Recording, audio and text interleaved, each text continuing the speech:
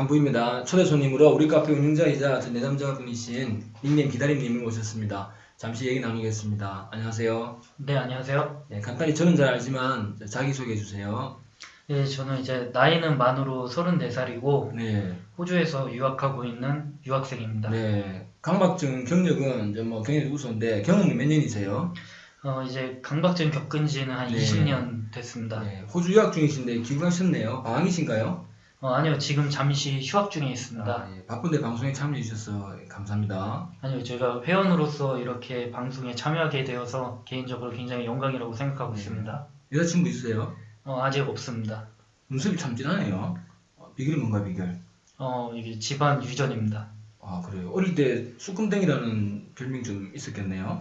저 중학교 다닐 때 별명이 그랬습니다. 그런 소리 들으면 기분이 좋았겠네요. 이게 뭐 나쁘진 않았습니다. 네, 부럽습니다. 아, 예, 감사합니다. 그 최근에 그 키 크는 약부터 폰 광고 등 뭐 광고꾼들 때문에 지금 삭제 좀 해달라고 운영자 부탁했는데 운영자 하신 지는 얼마나 지금 계십니까? 지금 한 달쯤 됐습니다. 기다림님 보시기에 카페 회원분들이 주로 어떤 내용의 질문을 많이 하는 것 같던가요? 제가 봤을 땐 저도 네. 그런 질문을 한 적이 있고, 네네. 내가 어떻게 하면 피해 감수를 잘할 수 있을까요나, 네. 어떻게 하면 무시를 잘할 수 있을까요? 같은 질문을 많이 하시는 것 같습니다. 기다림님은 결론을 내는 것에 집착했던 과상점검위원회 좀 경험하셨는데 물론 그 유형도 피해 감수를 어떻게 하지? 무시는 어떻게 하면 잘할 수 있지? 이런 생각도 해보셨죠? 네, 저도 그런 강박 사고 때문에 네. 고생을 많이 했습니다. 그러면 그런 질문에 대해서 이제 모범 답안은 뭐라고 생각하세요? 오래 경험해 보신 선배 입장이고 이론적으로도 제 이론도 잘 아시는데 경험하고 이론을 또 다 갖춘 입장에서 답은 알고 계십니까? 제 생각에는 네. 답이란 건 없는 것 같습니다. 왜 그렇게 생각을 하세요? 애초에 피해 감수를 어떻게 하는 건지, 그리고 무시를 어떻게 잘할 수 있는 것인지란 이런 의문을 보면 네. 이런 공통점이 두 개 다 어떻게라는 단어가 들어갑니다. 그렇죠. 어떻게라는 단어가 들어갔다는 자체가 네. 어떤 방법에 대해서 알고 싶다는 뜻이라고 볼 수 있는데요. 그렇죠. 그런데 애초에 피해 감수와 무시라는 것은 어떤 방법으로 접근할 문제가 아니라 네. 우리 스스로에 대한 마음가짐에 대한 문제이기 때문에 네. 애초에 그 피해 감수를 어떻게 하느냐 혹은 무시를 어떻게 잘하느냐란 질문은 성립되지 않는다고 생각합니다. 그 마음가짐이라는 뜻은 강박증 역시 환자 내면에 문제가 있다는 그런 의미겠네요. 예, 저도 그렇게 생각합니다. 그 여담으로 강박증이 뭐 뇌에 문제가 있다는 언론이나 뭐 그런 데서 과하게 오랫동안 전두엽이 지나치게 활성화되었다는 등 뭐 그래서 약을 꼭 먹어야 된다 그러는데 사실 그런 논리도 지금까지 비판받고 있지만 내가 문제가 있다 하더라도 그 뇌는 왜 문제가 생겼는가에 대해서는 답을 못하고 있죠. 영국에서는 심리장애가 뇌에 문제가 있다고 해도 그것은 심리적인 문제에 의한 결과라고 보는 것이 대세인데요. 그 뇌 문제나 특히 약 먹으면 완치된다 뭐 그런 좀 추념된 말들 뭐 그런 것에 대해서 그 어떻게 생각하세요? 저도 이제 약을 오랫동안 복용을 했는데 네. 약이 이게 그 경험으로 볼 때 네. 약이 저의 마음가짐을 바꿔주진 못하기 때문에 그렇죠. 약으로 완치를 기대하는 것은 솔직히 말이 안 된다고 생각합니다. 그렇죠. 뭐 강박증 약으로 완치가 안 된다. 뭐 그건 알만한 사람 다 아는 진실인데 그 뇌에 문제가 있다고 뭐 그리 간단히 치부해버리면 왜 똑같이 뇌에 문제가 있는데 어떤 환자는 근친상간은 두렵고 동성애는 신경도 안 쓰고 또 어떤 환자는 그 반대로 근친상간은 신경을 안 쓰고 동성애는 두렵고 환자마다 다 내용이 다른 것도 설명이 안 되죠. 강박증이 무조건 뇌의 문제다 뭐 이러는데 그거 어떻게 생각하세요? 제 생각으로는 네. 만약에 강박증이 100% 뇌의 문제라면 네. 이렇게 조현병이 인지행동 치료가 안 되는 것처럼 강박증도 어떤 비약물 치료요법인 인지행동 치료가 네. 상식적으로 듣지 않아야 된다고 생각하는데요. 그렇죠. 그런데 강박증 인지행동 치료가 이렇게 비록 잘못된 치료라고 할지라도 네. 현대의학에서 강박증 치료에 이용되고 있다는 것만으로 네. 강박증은 뇌의 문제가 아니라 환자의 심리적인 문제에서 비롯된다고 생각합니다. 네, 외국 사례에서는 환자가 도둑들까봐 문단속을 계속 하는데 의사가 그 도둑 들면 내가 책임져 줄게요. 이러니까 그 말 듣고 환자가 4일간 호전이 됐다고 했어요.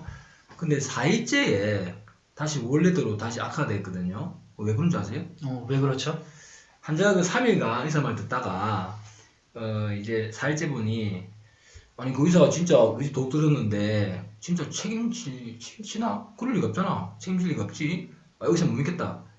이렇게 하면서 다시 의사를 의심을 했어요. 이제 안전하다 믿지 못하죠. 왜 증상이 일어나? 아까 첫 질문으로 돌아가가지고 그럼 피해 감소에 대해 답이 없다면 환자 완치를 위한 마인드라도 어떻게 가져야 될까요? 역설적이지만 강박증 완치를 위해서는 네. 완치를 바라는 마음을 버려야 된다고 생각합니다. 완치에 좀 집착을 하면 오히려 치료에 좀 방해가 된다는 뭐 그런 말씀이네요. 네, 그렇게 생각합니다.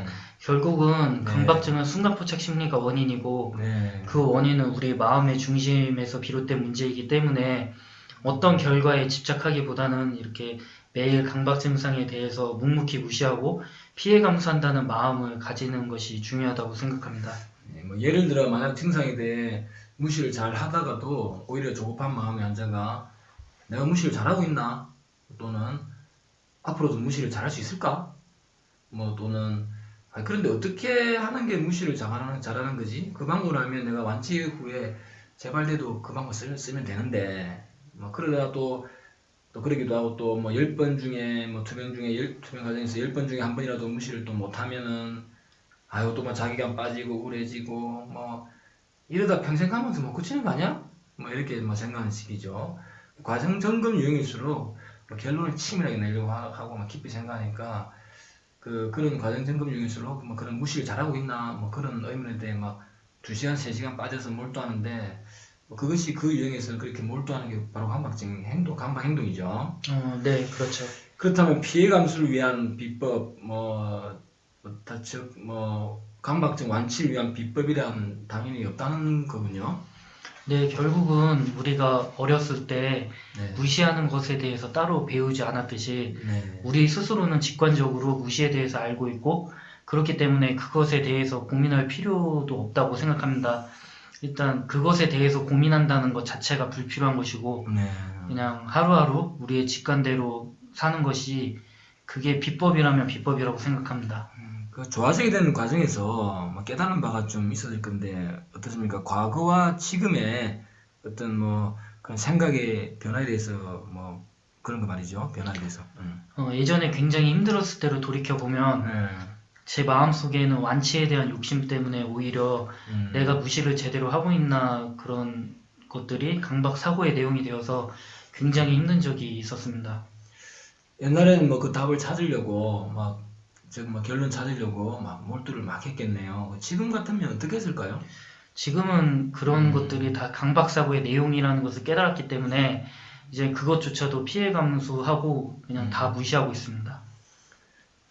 물론 뭐 쉽게나 확인 유형이나 뭐 살인 폭행 뭐 이런 이중 심리 유형은 내가 무시 잘하고 있나 이런 생각들이 뭐 그냥 단순한 의문이고 강박사고 내용은 아니지만 과정 점검 유형 같은 경우는 뭐 그런 교묘하고 어려운 특수성이 있죠. 그래서 과정 점검 유형에서는 무시가 잘하고 있나 이런 것들이 또 깊이 빠져들게 되니까 어려운 그런 면이 있죠. 그렇지 않습니까? 네, 그것이 과정 점검이 참 어려운 것 같습니다. 예, 과정 점검이 심한 경우는 또 뭐 강박증 진단이나 이 과정 점검 유형이다 그 자체에 많지는 않지만 의심을 가지고 뭐 치료를 뭐 극단적으로 중단하는 뭐 그런 경우까지도 있죠. 근데 좀 안타깝고 자 끝으로 우리 바쁘실 텐데 회원이나 모든 우리 이 강박증 환자분들에게 세분의 좀 득담 한마디 해주시죠. 예전에는 이게 네. 저 같은 경우도 강박증 카페를 알기 전에는 네, 세상에 저 혼자만 이렇게 힘들 줄 알았는데요. 네, 그런데 이렇게 카페를 알고 난 후에 저 네. 혼자만 이렇게 힘든 게 아니라 저와 같은 고통을 나누는 분들이 이렇게 많다는 것이 개인적으로는 굉장히 위로와 힘이 되었습니다. 이게 방송을 듣는 강박증 환자분들도 혼자만의 고통이라고 생각하지 마시고 같은 고통을 나누고 있는 이런 많은 동지들이 있다는 것을 생각하시고 힘내셨으면 좋겠습니다. 네, 감사합니다. 기다림님께서도 2019년 새봄에 뜻하시는 바 다 이루시고 호주에 가시면 또 학업에도 큰 성취를 또 이루시기 바랍니다. 바쁘신데 주위에서 네, 정말 감사합니다. 예, 감사합니다. 네. 자, 회원 및 강박 환자 여러분, 방송 내용을 참고하셔서 투병에 도움되시기 바랍니다. 이상으로 6회 방송 모두 마치겠습니다. 안녕히 계십시오.